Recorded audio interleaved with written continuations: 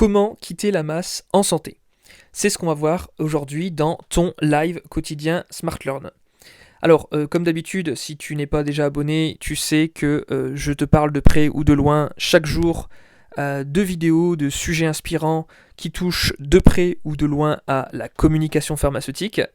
Et aujourd'hui, on va voir ensemble comment sortir du lot, comment se démarquer, que ce soit auprès des employeurs, auprès des professionnels de santé, des confrères, des consoeurs, comment se faire sa place dans un monde qui est très conservateur de base. Alors, tu sais comme moi que on tombe rapidement de haut après le concours PACES, tout simplement, la passe. On est associé à un rang, on est soi-même formé un peu à la chaîne. Surtout si tu viens de Lille comme moi, tu vois parfaitement de quoi je veux parler. C'est vraiment un numéro parmi tant d'autres. Et le fait est que ce sont des études qui font partie peut-être des moins humaines, alors que finalement on est appelé à soigner des humains et que on est amené à dévoiler aussi notre personnalité aux patients, paraître plus humain. Les 5 conseils que je vais te donner aujourd'hui, ça va concerner finalement les travaux que tu peux faire. Je t'ai sélectionné différentes approches, selon si tu es plus ou moins timide, si tu veux montrer ta tête ou pas. Et on va commencer tout de suite avec mon premier conseil qui est d'alimenter régulièrement ses réseaux sociaux. Alors, ça va te paraître tout bête, mais on est dans une société où si tu ne publies pas, c'est que tu n'existes pas. Autrement dit, je m'explique, quand tu es timide, que tu ne souhaites pas montrer ta tête, tu n'es pas forcément obligé, comme moi, de monter une chaîne YouTube. Moi, comment je me suis fait connaître? Eh bien, j'ai commencé avec ma première chaîne YouTube, qui s'appelait Le Ch'tit Étudiant, et que tu peux encore aller voir, qui est toujours disponible. Mes vidéos qui ont percé, qui ont fait les premiers milliers de vues, c'était des conseils aux étudiants en pharmacie, tout simplement. Donc voilà, t'as pas besoin d'aller chercher très très loin une grande expertise, simplement des conseils sur ton expérience, beaucoup de bienveillance, et bien naturellement tu vas attirer à toi au moins les plus jeunes. Après, à toi d'aller chercher la curiosité des plus âgés, des gens qui ont peut-être plus d'expérience que toi, mais là où il s'agit de montrer finalement que, on le verra par la suite, tu as une certaine expertise et que tu incarnes l'avenir. Donc voilà pour ce premier conseil, alimenter tes réseaux. Simplement, si tu es timide, tu as ton profil LinkedIn. Tous les jours, tu peux repartager des posts qui ne sont pas forcément de toi. Tu peux apporter de la valeur à ton audience en renseignant de la documentation, partageant la dernière info que tu as vu passer et qui te semblait intéressante.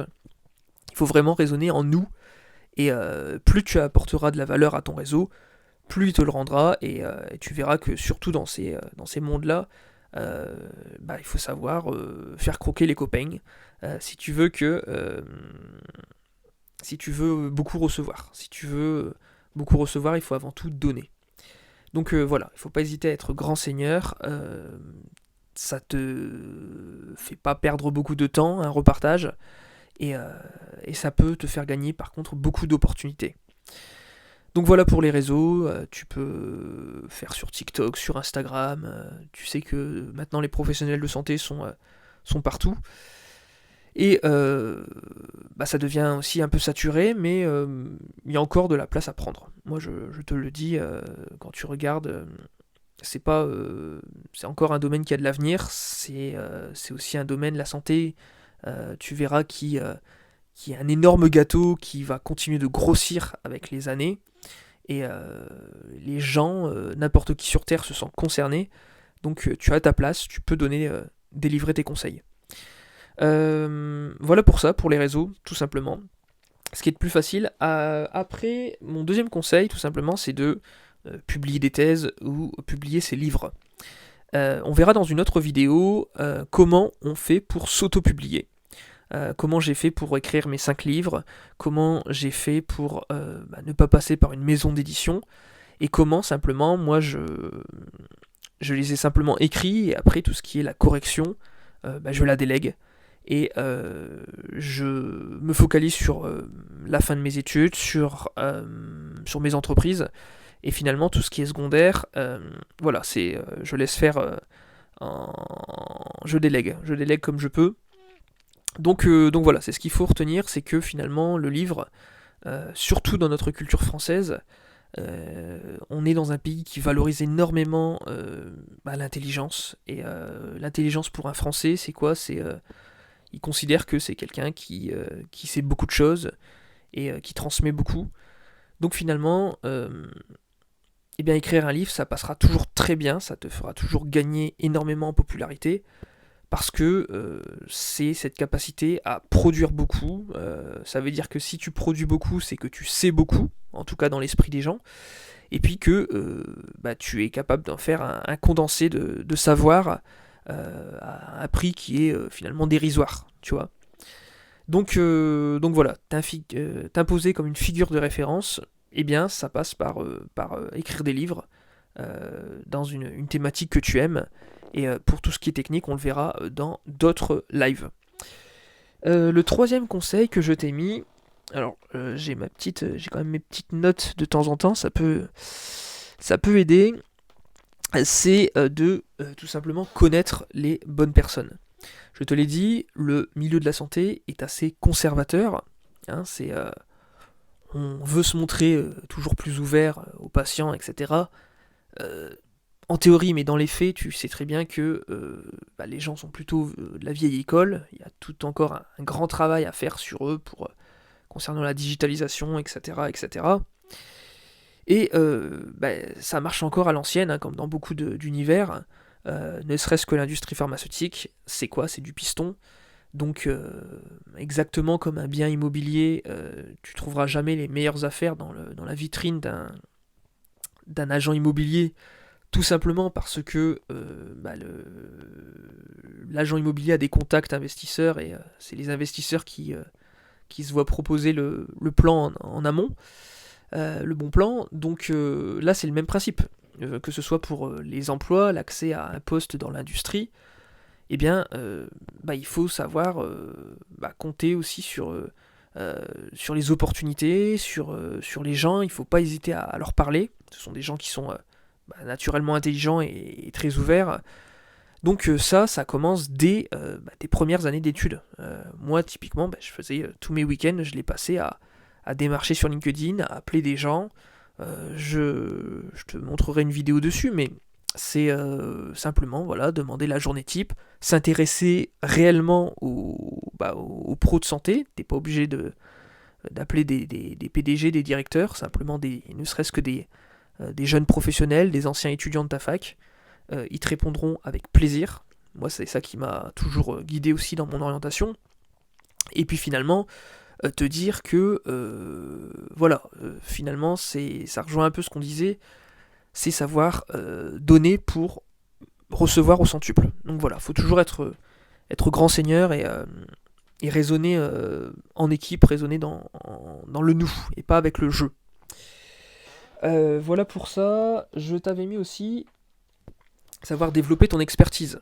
Tu sais qu'en santé, c'est pas les sujets qui manquent. Je veux dire, maintenant, il y a tellement, on en reparlera, mais d'outils qui sont développés dans tous les domaines que un esprit humain ne peut pas passer son temps à se renseigner sur tout.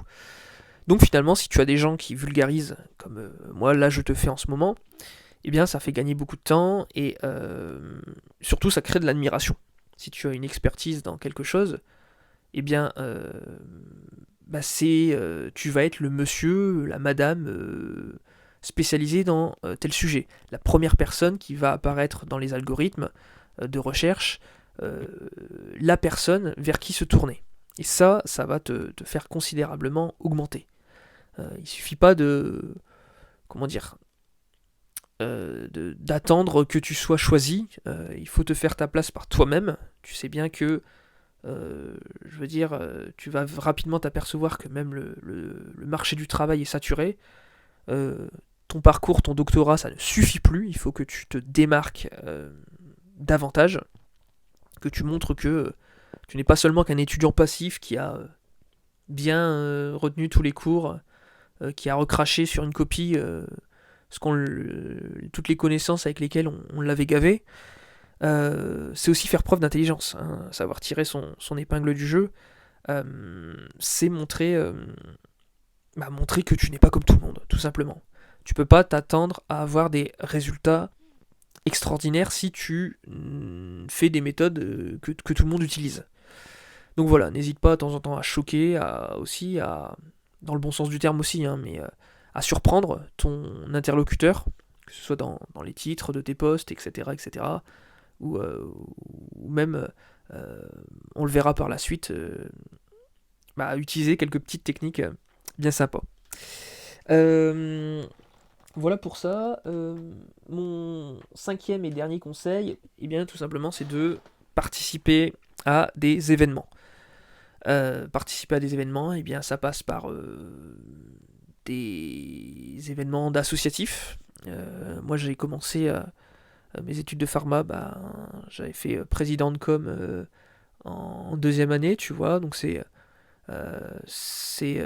prendre en charge des projets, c'est savoir les mener à terme. C'est très très enrichissant. Il y a de moins en moins de personnes malheureusement, qui donnent sans attendre quelque chose en retour, mais c'est une expérience qui va considérablement te faire grandir. On en reparlera. Et puis surtout, retenir que voilà, c'est beaucoup d'événements aussi, de rencontres, de personnes qui vont s'intéresser à toi et avec qui tu vas pouvoir avoir du mentorat, etc. etc. Donc voilà pour les associations, hein, la première porte pour les plus jeunes au réseautage. Et puis aussi les événements quand tu vas évoluer, des événements dans l'industrie pharmaceutique, c'est pas ça qui manque. Donc voilà, en participant, en relayant l'info sur les réseaux sociaux, en montrant que tu es pleinement investi, que tu n'es pas simplement voilà, je fais mes 35 heures et je rentre chez moi, c'est montrer que voilà, on incarne quelque chose. Voilà, c'était mes 5 petits conseils pour cette vidéo, pour sortir de la masse. Si tu as des questions, n'hésite pas à me les indiquer en commentaire. Et puis on se retrouve très vite pour ton prochain live Smart Learn. Allez, salut!